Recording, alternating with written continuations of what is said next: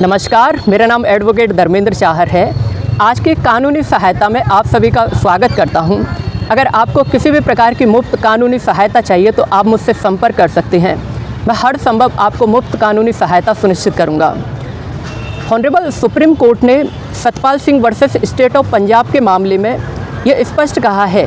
कि अगर किसी भी सरकारी कर्मचारी के खिलाफ कोई क्रिमिनल पेंडिंग केसेस है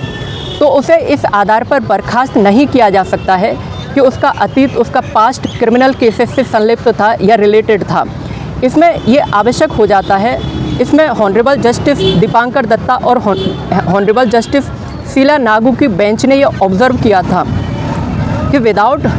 प्रॉपर इंक्वायरी और without proper proof of the deliberate suppression, यानी कि अगर कोई भी कर्मचारी जानबूझकर कोई भी क्रिमिनल ऑफेंस करता है और उसके अतीत में क्रिमिनल एक्टिविटी संलिप्त पाई जाती हैं तो ऐसी परिस्थिति में ही उस कर्मचारी को बर्खास्त किया जा सकता है। लेकिन अगर ये चीज़ें प्रूफ नहीं होती हैं तो किसी भी सरकारी कर्मचारी को इस आधार पर बर्खास्त नहीं किया जा सकता है।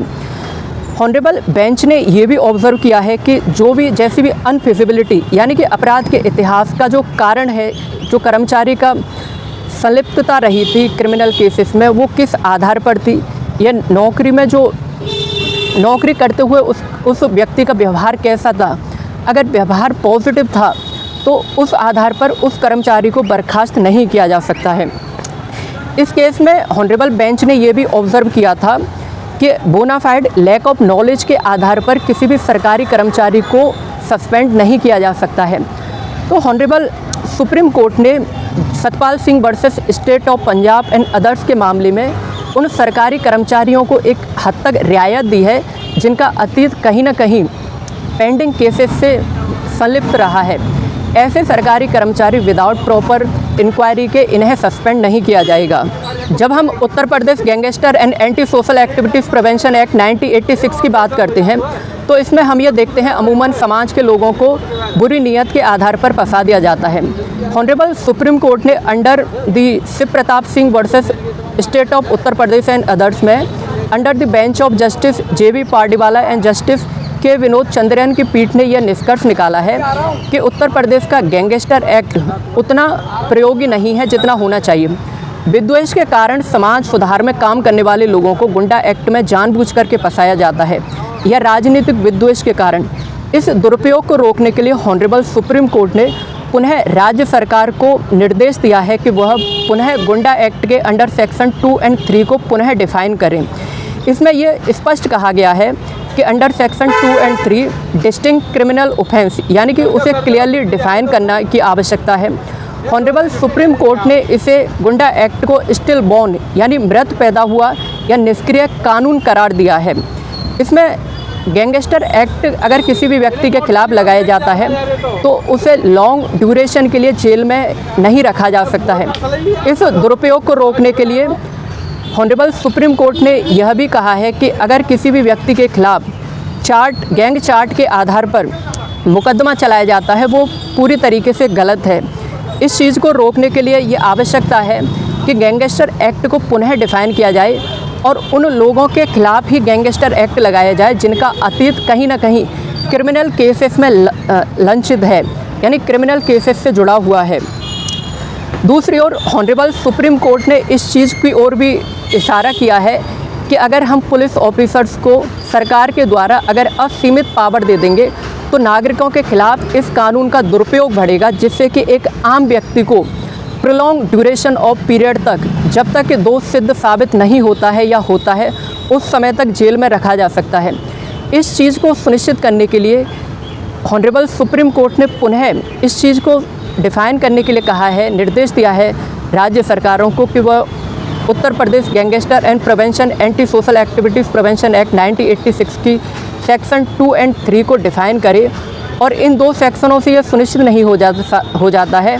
कि एक सामाजिक व्यक्ति की प्रवृत्ति कहीं ना कहीं गैंगस्टर एक्ट से रिलेटेड है या उसका क्रिमिनल इतिहास। ऑनरेबल सुप्रीम कोर्ट ने under the bench of justice JB Pardiwala and के विनोद चंद्रन JJ बेंच ने ये निष्कर्ष निकाला है कि अगर किसी भी व्यक्ति के खिलाफ criminal cases prolong time duration के लिए चल रहा है, जो कि अधिक समय से जेल में बंद है, शक के आधार पर उस व्यक्ति को प्रोलॉन्ग ड्यूरेशन ऑफ टाइम तक नहीं रखा जा सकता है। ऑनरेबल सुप्रीम कोर्ट ने ऐसे सेक्शन में जमानत के लिए सुनिश्चित करने की आवश्यकता को प्राथमिकता दिया है, जिसमें section 100 of BNS culpable homicide, section 106 causing death by negligence, section 108, 109, 110, section 111 या IPC section 299, IPC section 300, 304A, 306, 307 या 308 सेक्शन को पुनः इस चीज़ को सुनिश्चित करने के लिए कहा है कि अगर किसी भी अपराधी को या जब तक दोष सिद्ध साबित नहीं हो जा सकता है, उस व्यक्ति को प्रोलॉन्ग ड्यूरेशन ऑफ टाइम तक जेल में नहीं रखा जा सकता है। इसमें मेरे सस्पेंशन यानी कि महज संदेह के आधार पर किसी भी व्यक्ति को अरेस्ट किया जाता है और अंडर ट्रायल में उसे लॉन्ग पीरियड के लिए जेल में रखा जाता है, तो ये एक प्रकार से अनलॉफुल है। ऑनरेबल सुप्रीम कोर्ट ने under the bench of justice JB Pardiwala and justice K Vinod Chandran JJ bench ने यह निष्कर्ष निकाला है कि अगर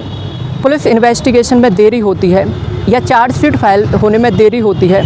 या समय पर ऑनरेबल कोर्ट के आगे प्रॉपर एविडेंस नहीं सबमिट किए जाते हैं या विटनेस या प्रूफ नहीं दिखाया जाता है,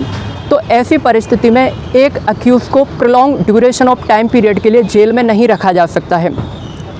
अगर समय पर डिस्ट्रिक्ट कोर्ट द्वारा या सेशन कोर्ट द्वारा डिक्री नहीं दी जाती है या कोई भी जजमेंट नहीं दी जाती है या किसी भी केसेस में अपील्स या री अपील्स में देरी होती है,